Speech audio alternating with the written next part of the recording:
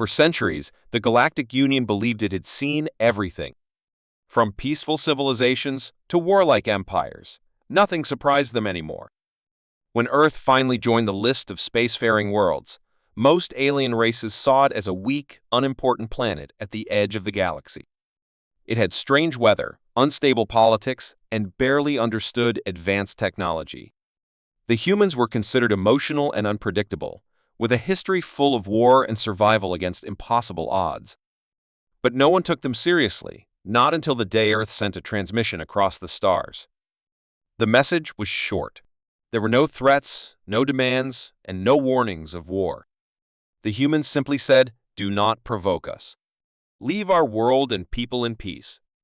And then they vanished from all channels, cutting off all communication.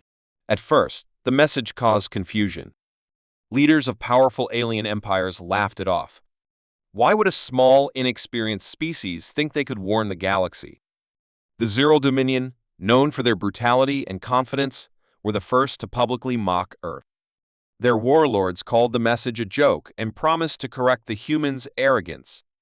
Other Union members chuckled quietly, assuming Earth would eventually return to beg for trade deals or defense agreements. But Earth didn't return. Instead, they disappeared completely. As weeks turned into months, Union intelligence agents noticed something strange. Human colonies that once broadcasted regularly went silent. Earth-based diplomats stopped responding to inquiries. Probes sent into Terran space were never heard from again. The galaxy started to whisper. Some said the humans were hiding. Others believed they were planning something. A few dismissed it all as paranoia. But something felt wrong, and even the most powerful species began to feel uneasy. No one liked the silence. The Zero, proud and reckless, didn't care. They sent a small scout fleet into human space, expecting no resistance. Those ships never returned. The last signal was a chilling voice in galactic standard. "This is your final mistake." After that, the stars went quiet once more. Now fear began to spread. The Zero accused Earth of aggression, but without evidence, the Union didn't respond. Secretly, though, many governments ordered their ships to avoid Terran space. They didn't want trouble. Yet, despite the growing tension, no one knew the truth about what was really happening behind the Terran borders. Back on Earth, everything had changed. When their warning was ignored, humans didn't panic. They prepared. Hidden deep in space, far from any charted system, the Terran Defense Command activated its long-dormant war program. Scientists who had once worked on peaceful exploration now turned their minds to weapons and stealth technologies. Engineers built new ships in silence, vessels unlike anything the galaxy had ever seen.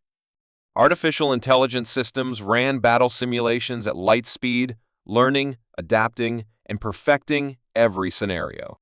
Human soldiers trained in secret, pushing their bodies and minds beyond natural limits.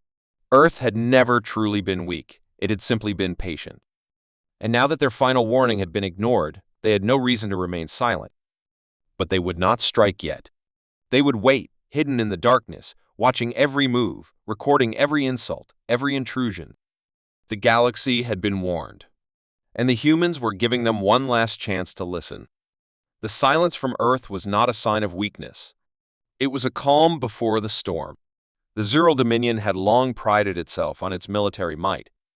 With fleets that could decimate entire star systems and warriors feared across the galaxy, they were confident, too confident. When they received reports about Earth's sudden silence, they did not hesitate. They believed it was a trick, perhaps a diplomatic stunt meant to make them look weak. The Zero had little respect for humanity, and the thought of a species so young, so unpolished, causing them any real harm seemed laughable. They decided to make a bold move, to send a small fleet into the heart of human space.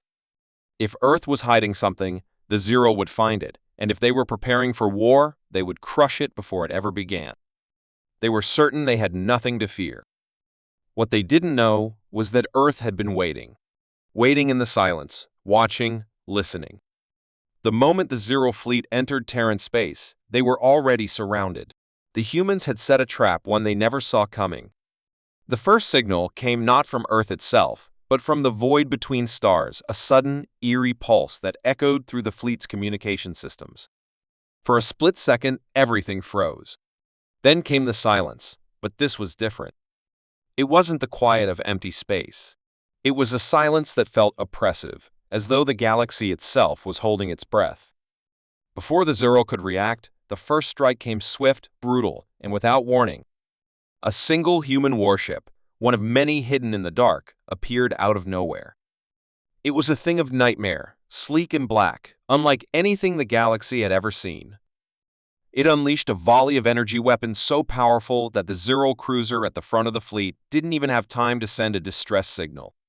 It was simply gone, obliterated in an instant. The rest of the Zero fleet was thrown into chaos.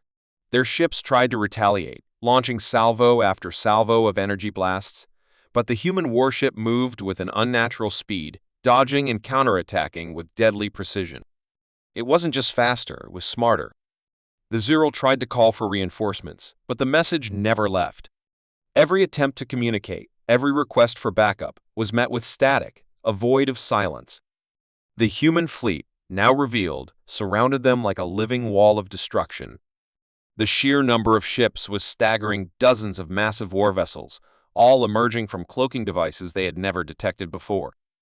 The human warships moved with deadly synchronization, and their weapons tore through Zero defenses like paper.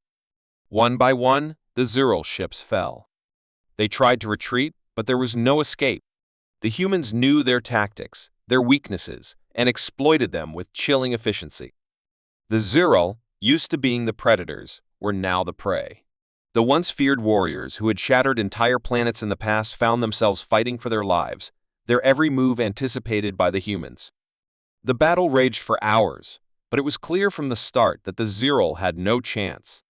They were fighting an enemy unlike any they had ever faced. An enemy that didn't rely on brute force alone, but used precision, intelligence, and stealth, an enemy who had been hiding, waiting for this moment. The Zero flagship, a colossal vessel brimming with weapons, made a last-ditch attempt to rally the fleet, but it too was destroyed. A single, well-placed strike from a human warship cut through its shields, ruptured its hull, and left it drifting in space like a dead carcass. And then, just like that, it was over. The entire Zero fleet had been wiped out, no survivors. There was no mercy, no retreat. The message the humans sent was clear. You were warned that I am the aftermath. The galaxy was silent once more. The shockwaves of the battle rippled across space, and every species, every government felt it. The Zero, who had once considered themselves invincible, were now a symbol of failure. The fear of humanity, of their hidden strength, spread like wildfire. The Galactic Union, which had once laughed at Earth's warning, suddenly found itself questioning everything it had ever believed about this small, insignificant planet. The humans had done the impossible. They had destroyed an empire with a force no one had ever anticipated.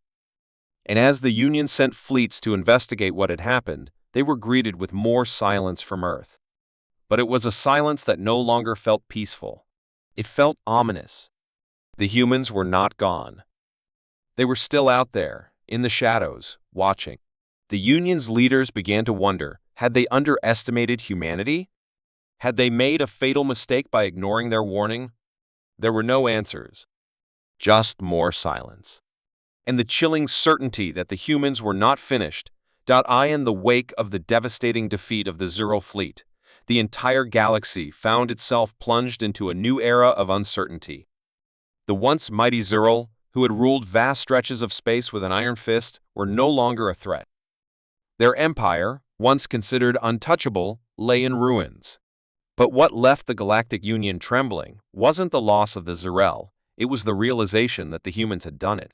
They had struck with a power no one had anticipated, and with it, they had shattered the confidence of every species in the galaxy. What was even more unsettling was the fact that Earth hadn't stopped. It wasn't a single, isolated event. It was only the beginning. And the message had been clear. We are not a threat to you unless you make us one. The Union had underestimated humanity. They thought their technology, their vast fleets, and their ability to wage war would be enough to deter any challenge. But the humans had shown them something far worse than brute force: precision, intelligence, and an ability to fight that went beyond anything the galaxy had seen before. The humans had unlocked a kind of warfare that made everything else seem obsolete. In the wake of the battle, it wasn't just the remnants of the Zerl that were left to deal with the consequences. The rest of the galaxy now knew humanity had a power that was nearly unstoppable. The Terran fleet was unlike anything anyone had ever seen. It wasn't just the sheer number of ships that struck fear into the hearts of the Union, it was the technology. The humans had mastered stealth technology to a degree that made their ships invisible to any radar, any detection system. And their weapons designed to exploit weaknesses no one even knew existed had torn through the Zerl ships like they were paper. It wasn't a random display of power. It was calculated, methodical. Every strike, every shot was perfectly timed. The humans didn't just fight to win, they fought with purpose. They fought as if they had been preparing for this moment for centuries, as if they had known exactly how the galaxy would react to them. And now, the galaxy was paying the price for its miscalculation. As news of the Terran victory spread, panic began to take root across the Union. No one was safe. No one could escape. The human fleet, once thought of as a ragtag group of inexperienced vessels, had become a terrifying force capable of taking on any empire, any alliance, and crushing them in a matter of hours. And the worst part was that no one knew how to stop them. No one even knew how the humans had gotten so powerful. Every attempt to spy on Earth's advancements failed. Every inquiry about their military technology was met with silence. The humans weren't just hiding their power, they were refining it. Behind the scenes, the Union scrambled to put together a response. A council was formed, and every member of the Galactic Union's most powerful species was called in to discuss what to do about Earth. It wasn't just fear they were feeling, it was a growing sense of dread. The humans had no intention of negotiating. They weren't interested in alliances or trade deals. They had no need for anything the galaxy offered. They only wanted one thing: to be left alone. But the Union couldn't let them be. If Earth's power went unchecked, it would disrupt the balance of the entire galaxy. What if the humans turned their attention to more vulnerable planets? What if they began to expand their empire? The thought was unbearable. The Union's best minds began to work around the clock to develop a countermeasure. Some suggested sending a fleet stronger than the one that had fallen to the humans. Others proposed assassinating human leaders, hoping to destabilize their command. But nothing worked. Every plan, every idea, was met with failure. The humans had already anticipated their every move. And then, one day, a strange transmission appeared from Earth. It wasn't a threat. It wasn't a demand. It was simply a message from the human fleet. You should have listened when we warned you. The Union was silent. Their worst fears had come true. Earth had become something far beyond the reach of the galaxy's greatest minds. Humanity had evolved into a force that could reshape the entire galactic order, and there was no stopping them. But just as the Union began to come to terms with the overwhelming power of the humans, something unexpected happened. A single human warship, on its own, entered Union space. It moved slowly, deliberately, as if daring anyone to challenge it. The message it carried was clear: we are here, and we will not be ignored. The Union's response was immediate, but it was futile. Every ship, every weapon, every defense they had was useless against the human warship. It was a symbol of something greater than just military might. It was a reminder of the unthinkable power humanity had unleashed. No one could match them. No one could defeat them. And the galaxy knew it. The question was no longer whether the humans could be stopped, it was whether they would ever stop. The galaxy had awoken to a new reality. Humanity, the species once dismissed as insignificant, had proven that it could change the rules of the game. And now, the universe had to decide whether to live in fear of them or accept them as an undeniable force. The humans didn't care either way. They had nothing to prove. Their warning had been given, and the galaxy had failed to listen. As Earth continued to refine its power, no one knew what the future held. But one thing was certain: the age of human silence had ended. The age of human power had begun, and no one, not even the greatest empires, could ever forget that. The galaxy had begun to feel the full weight of humanity's might, and no one, not even the most powerful beings, could ignore it any longer. The message was clear. Earth was no longer just a small, insignificant planet in a forgotten corner of space. It had become a force to be reckoned with. And yet, despite all their power, despite the overwhelming proof of human strength, there was still a small glimmer of hope in the hearts of the Galactic Union leaders. They believed that perhaps, just perhaps, there was a way to stop the unstoppable.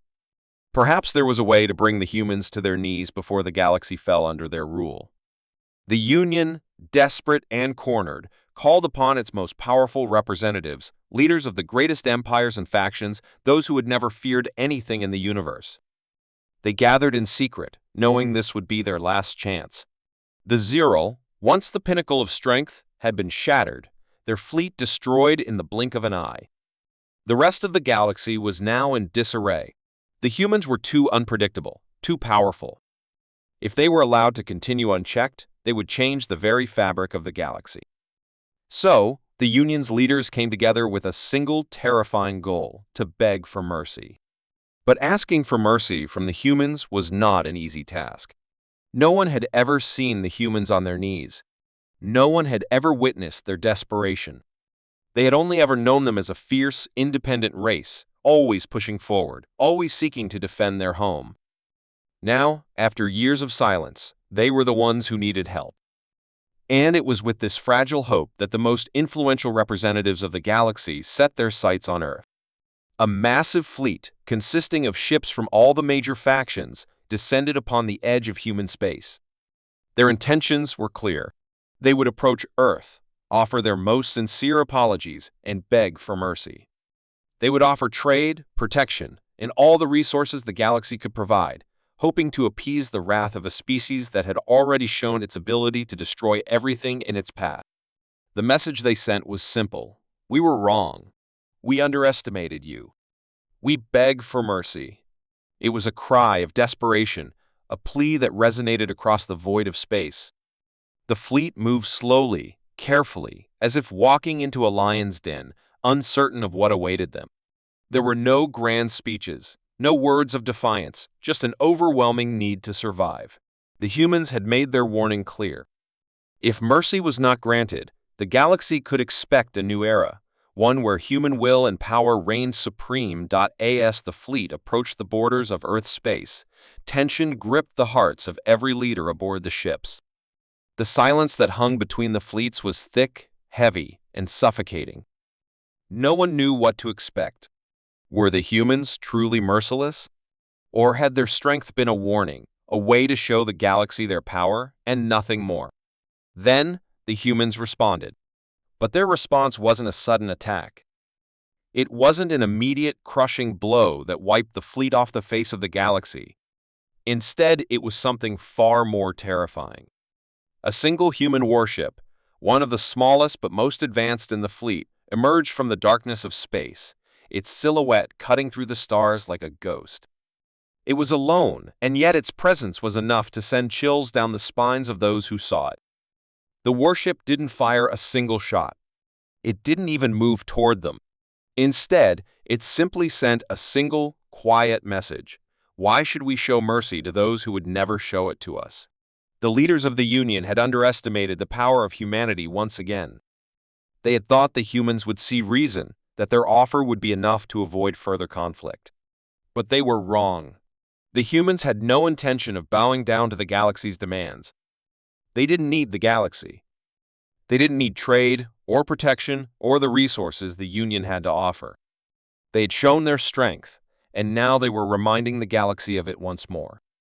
The message was clear: we don't need you to survive. You need us. The Union leaders were stunned.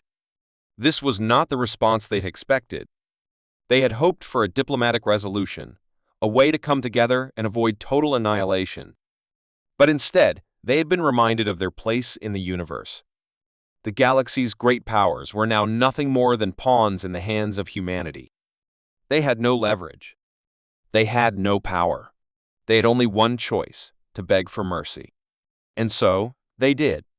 The plea came through, louder and more desperate than before. They begged the humans to spare the galaxy, to spare their homes, to spare everything they had worked for. But the silence that followed was deafening. Time seemed to stretch out, and for a moment, would the humans answer? Would they destroy everything, or would they show the mercy that the Union so desperately wanted? Finally, the human warship spoke again. This time, the message was brief, almost casual. You had your chance. And with that, the warship turned, disappearing into the dark expanse of space, leaving the Union fleet with nothing but the emptiness of space and the overwhelming knowledge that they had no one to turn to anymore. The plea for mercy had failed. The Union had miscalculated. They had underestimated the humans, and now they were paying the price. The galaxy was no longer their domain. The humans had taken it, and they had done so without mercy. The galaxy, once filled with hope and the belief that anything was possible, had become a place of fear. Fear of what humanity might do next. As the Union fleet retreated, the leaders knew they had one final task ahead of them, to decide what came next. They had no answers, no solutions.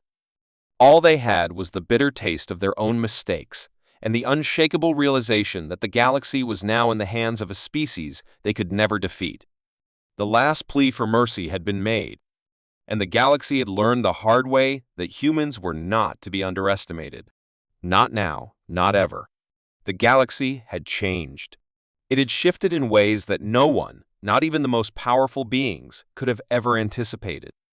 The humans, once seen as weak and insignificant, had risen to become the rulers of all.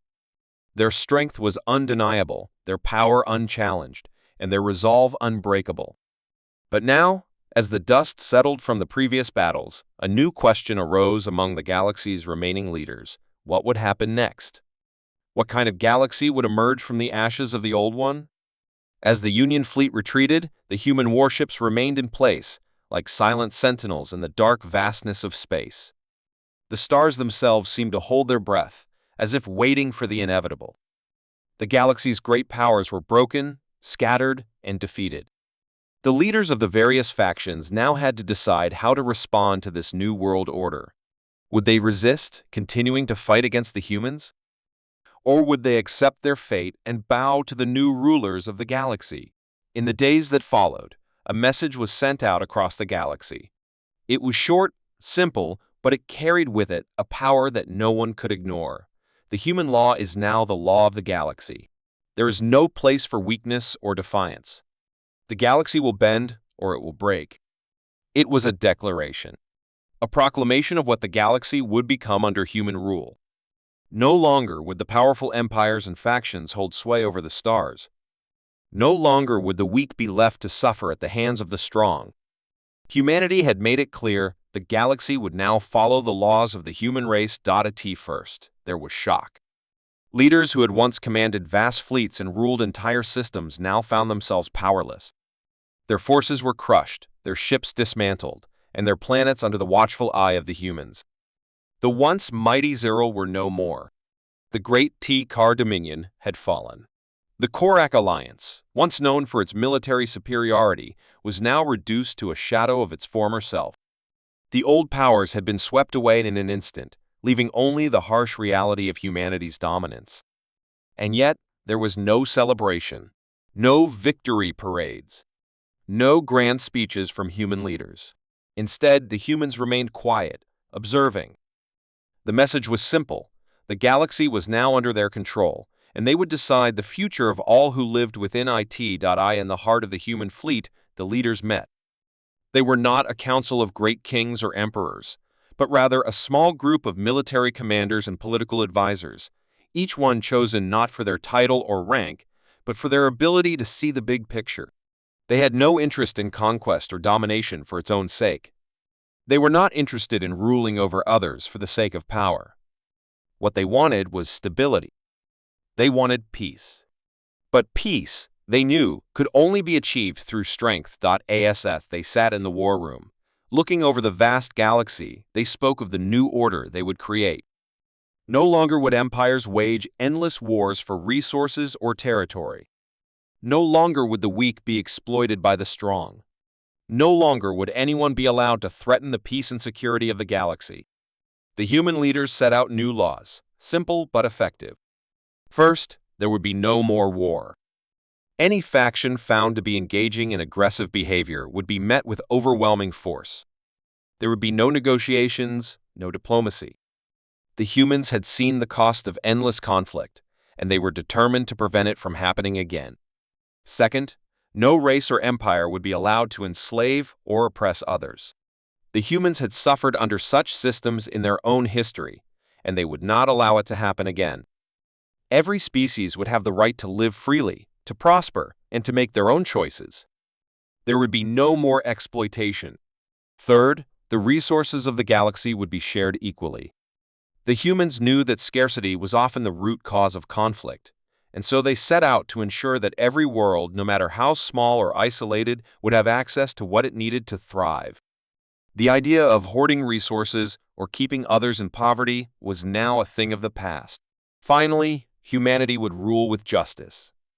The laws they had created would be enforced by the strongest military force the galaxy had ever seen. But they would not rule with an iron fist, as some might have expected. Instead, they would enforce the law fairly, without favoritism, and with a deep sense of responsibility. Those who broke the law would be punished, but there would be no cruel or unjust punishments. The humans were not tyrants, they were protectors, and they would ensure that peace was maintained by any means necessary. As the new laws spread across the galaxy, there was a sense of unease. Some races resisted, unwilling to accept the changes that had been forced upon them. They whispered in the shadows, plotting, hoping for a chance to overthrow humanity's rule. But the humans were always watching, always ready to act. And whenever anyone attempted to defy the new order, the humans responded swiftly, decisively, and without hesitation. The galaxy, once a place of constant conflict and uncertainty, slowly began to change. In the years that followed, the new order took hold. There were no more wars between the great empires. There was no more fear of invasion or destruction. The resources of the galaxy were shared, and no species went hungry. The people of the galaxy, even those who had once opposed the humans, began to realize that this new order, harsh as it may have seemed at first, was the only way forward. Under the humans, there was peace.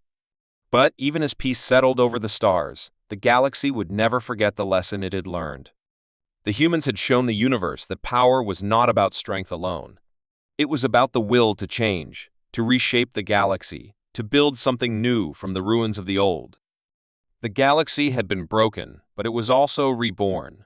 And as long as humanity remained in control, there would be no place for weakness. In the end, the new law of the galaxy was simple.